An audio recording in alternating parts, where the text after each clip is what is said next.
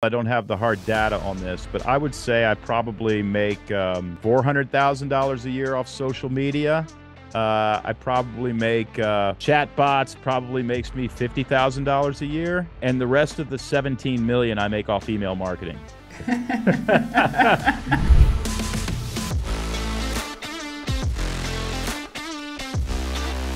Hi everybody, this is Carolina Millan and welcome to a new podcast episode. I am so excited about today's guest. It's the author of his newest book, How to Grow Your Small Business. He helps small businesses grow. It's Mr. Donald Miller. How are you today, Don? I'm wonderful, and it's good to be with you. It's great to be with you as well. I am super honored that you agreed to do this podcast, and it means a lot to me that I get to talk to you today. I'm sure you will bring so much value to my audience in Latin America as well. So thank you, thank you. I hope so. I only wish I was there in person. I know. Hopefully one day I can travel over there and we can do another follow-up. There you go. So let's start with, I'm super curious to know a little bit more about what you were doing before. Like, what was the turning point in your career that, helped you grow your own small business into what it is today? Well, it's a meandering story, as a lot of us who are entrepreneurs have experienced. But I started out as a memoirist. I wrote books. Those books did very well. And I had to study story and story structure in order to write those books. And then I decided that got tired of writing about myself, and I wanted to write about how to invite customers into a story if you had a small business, and ended up having a company of consultants and coaches and freelance marketers take off. And so suddenly I've got, 800 people being certified by me and a staff of 30. And all of a sudden I was running a small business, and nobody starts a business because they want to run a business. No. And so I had to figure out how to do it and how to organize it in such a way that I wasn't always burdened and always distracted and always dealing with crisis, and, that my cash flow was strong and customers were coming in and placing orders. My products were priced correctly. So I broke down that process into 6 basic frameworks on how to structure a business so it doesn't drive you crazy, so that it just operates like a machine and makes money. And I wrote about it in How to Grow Your Small Business. And so now I'm out trying to help small business owners actually get a hold of their business and get control of it so that it can grow. Mm-hmm, absolutely. What would you say are some of the main challenges you faced in that process and that you could help other people avoid? Well, there's 6 of them: leadership, marketing, sales, product optimization, management and overhead, and cash flow. Those are the 6 areas of any small business. And a failure to understand how those 6 areas work are usually the reasons that a business crashes. I mean, if you look, in America, 65% of small businesses don't make it. And it's usually for one of 6 reasons, right? The leadership wasn't there. The marketing wasn't clear. They weren't selling anything. The products weren't profitable. They didn't know how to manage their people, or they just ran out of cash, Yeah. right? And so if you understand those 6 areas, and they're fairly easy to understand, your business is going to grow, and you're not going to make all of those mistakes that so many people make. But one of the big ones is that to understand that your business actually exists to make money. You can do what you want with that money. You can be generous with that money. But if you don't have some economic priorities and some economic objectives and some economic goals, for instance, we will grow by 50% this year. We will increase our profit margin by 20%. We will reach into a new demographic. We will have 5,000 new email addresses by the end of the year. All of those goals need to exist in order for you to pursue them, and they all need to affect the bottom line. So at least in America, I don't know about you, Carolina, but in America, people don't want to act like their business exists to make money. They want to kind of pretend it doesn't, and it's really not about that. It's about customers. To which I say, well, that's exactly why 65% of you aren't going to make it. There's nothing wrong with making money. It's a good thing. You can do what you want with the money, but your business is a machine that makes money, and you need to engineer it that way. Absolutely. I think it's very similar in Latin America as well, because there is such a negative vibe around money for some people, right? They see it as a Right. bad thing, right? So what do you think people can do, when they say, no, it's about the customers, or no, it's about my passion, and they neglect that it's about making money? What's your Well, best advice? hopefully it's about all of that. Hopefully Well, it is yes, about your passion, and that too. hopefully it is about your customers, and hopefully it is also about making money, because if you don't make money, you're not going to help anybody. You're not Yes. going to help customers, and you're not going to get to do your passion. So it's really more about being authentic and admitting the truth. What I love is a business that has a mutually beneficial vision. I am going to help you a great deal. It's going to be incredible. It's going to be well worth it. And you're going to pay me to do that. And so if you're honest about that and authentic and you tell the truth about that, you should be fine. The other thing is that if we're afraid to ask for money, or if we don't believe that we're worth the money, what that says to the consumer is my product isn't worth it, and I don't believe in myself, and you shouldn't buy it because I actually can't solve your problem. But when we say, no, my product costs $100 and it does this for you, we're saying it's worth the $100. I believe in it. You should pay for it because it will solve your problem. There's an air of confidence about ourselves. To people who are a little bit afraid to make money, because usually we're afraid to make money because it disrupts our social ecosystem, Right. right? Our friends might get a little bit jealous. Our family might say, wait, who are you to go out and make all this money? Or people might say, well, you're using people. That's the only way you make money. I would say to you, be one of the people who give money a good name. There are people who give money a bad name, and Yep. there are people who give money a good name. Just be one of the ones who give money a good name.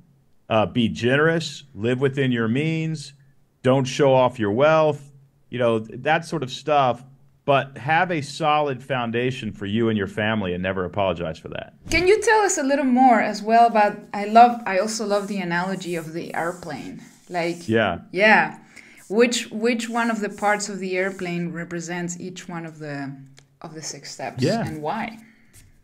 Well, when I first started growing my business, to be honest, it just felt like chaos, you know? And we were doing well, but it was just chaos, and it was very frustrating. And I had a friend say to me, he's kind of a mentor. He said, Don, if you really want this business to take off, you're going to have to professionalize your operation. And I'd never heard that phrase before, professionalize your Professionalized. operation. Yeah, but it rang true, right? Because as he said it, I thought, man, this feels like I'm making money, but it doesn't feel professional. It feels like chaos and That's where panic I'm and at. Yeah. yeah, all that stuff. And so the next 5 years, I decided to start trying to professionalize my operation and realize that a business actually does work like an airplane, in the sense that you have to engineer it like an airplane. So there's a leadership part of the business, and that is not unlike a cockpit of the airplane. You've got to enter in the coordinates where you want that airplane to go. And once you understand where you want the airplane to go, you can put the right amount of fuel on it. You can put the right people on board. You can reverse engineer a plan to get there. And so if we enter the coordinates into our leadership, we are going to double revenue. Well, then you start engineering how to do it. We're going to sell more of this product, more of this product. We're going to expand this. And at the end of the day, we should see twice as much revenue coming in the next 12 months. Then you start making that happen. So that's the most important part of leadership, is actually having an economic vision for your organization. Then you've got this right engine out on that wing, and that engine is going to give the airplane thrust and move it forward and bring in cash. And that's your marketing engine. And so I have a chapter on how to clarify your marketing message so your marketing goes a lot further, or just hire Carolina to do it for you. Oh, thank you. The next is the left engine, which is your sales engine. And that's really how to have sales conversations or send out sales emails in real time with real human beings. And it's the marketing framework done for right there in the moment. That's that chapter that is printed in color. So those two engines are going to move the airplane forward, but we still won't get lift unless we have some wings. And so the wings are the products that you sell. And we need to take a close look at our products and ask ourselves, Do people want these things? Are they profitable to make? And is there anything we can do to make them more profitable or more in demand or create new products that make those wings larger? And once we have the wings, we get lift. But the body of the airplane tends to grow way too big the longer we run a company. So we've got to learn to manage our people so that we get the most productivity out of those people. And so I have a framework on how to manage your business, your small business, just with just 5 meetings a week. And then the final thing that we've got to think about is cash flow. And those are your fuel tanks. If you run out of fuel, you're going down. And so I teach you to manage your cash flow using only 5 checking accounts. And it works incredibly well. You never run out of money. You always have money to pay taxes. You always have money to make payroll. And you've even set money aside as a rainy day fund for yourself. So those 5 checking accounts really help you do that. And I teach you to do that in the final chapter. I love that. No, that's great advice. And that's something that I've never quite been able to implement, like separate, like effectively separate. Like I have a business account, but it still gets mixed up with my own. So yeah, got to get to that chapter as well. Yeah, that's the first thing to do is to separate those 2 accounts. But I'll tell you this, it gets really, really fun. I think chapter 6, which is about those 5 checking accounts, it sounds so boring, right? It turns your business into a game. And you start enjoying playing the game, and you start enjoying accumulating wealth. By the way, not spending it, because I don't want you to spend it. I want you to go invest it. Yeah. But you start enjoying accumulating wealth, and you feel so much more in control of your money, where before you felt like money was in control of you. But when you use these 5 accounts, you feel that you're in control of your money because you are. Yeah. That's awesome. And a great way to get a lot of credit card points, I guess. There you go. Yeah, that too.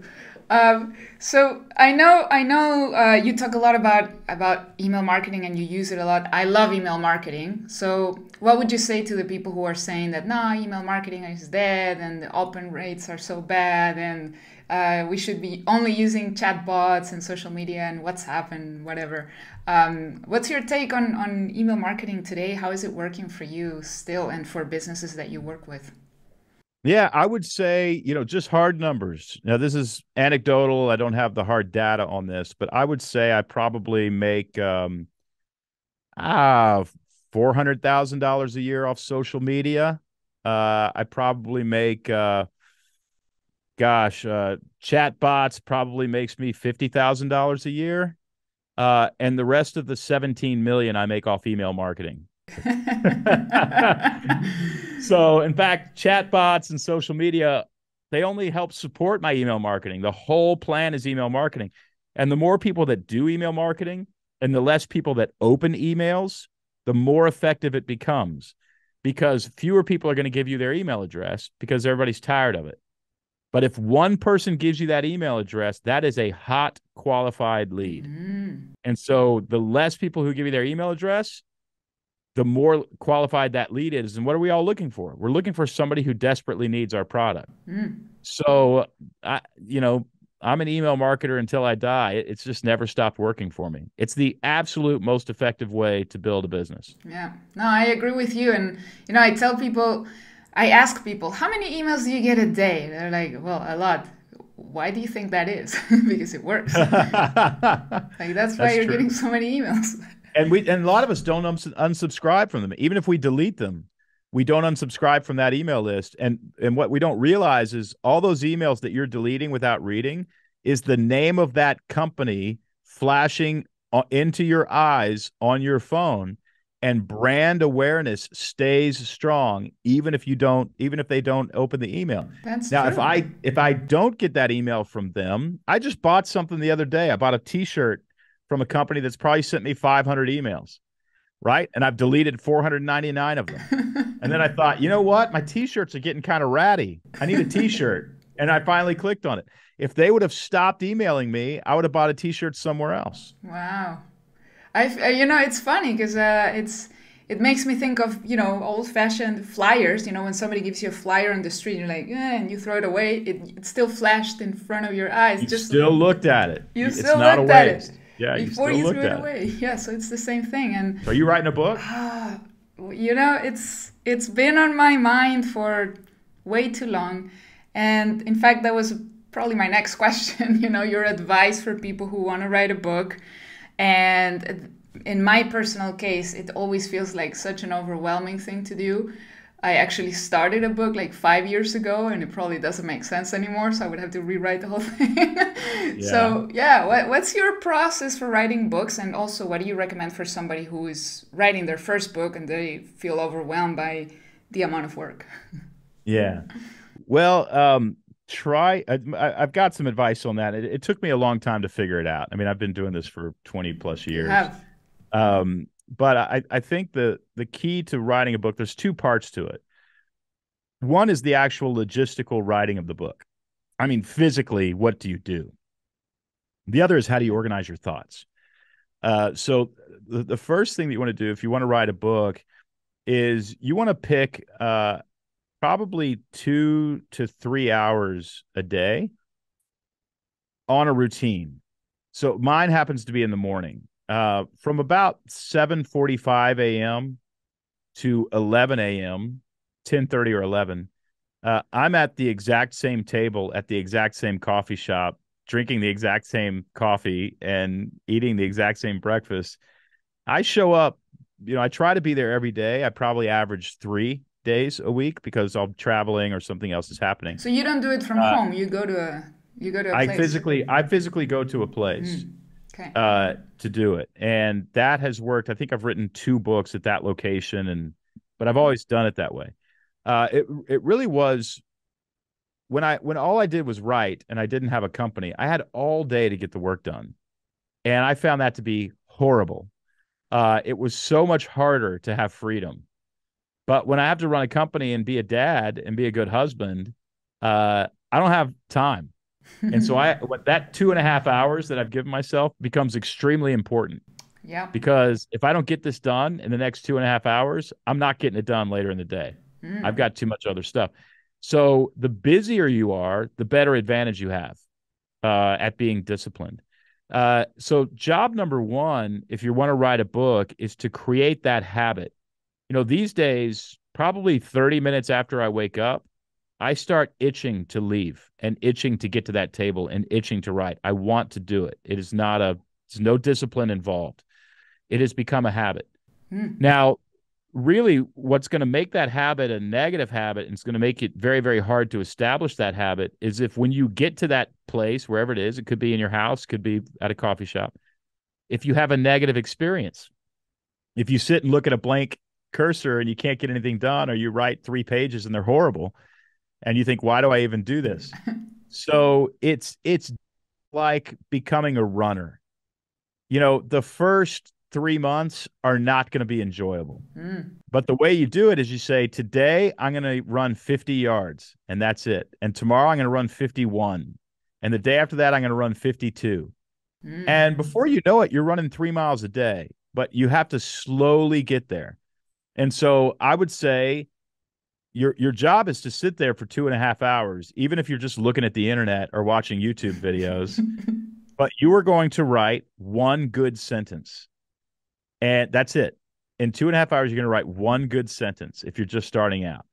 Now, what's going to happen, Caroline, is you're going to write a lot more than one good sentence, but you Hope have so. done your job if you write one good sentence. You showed up, you stayed there for the entire time, and you wrote one good sentence. So we're going to lower the expectations dramatically.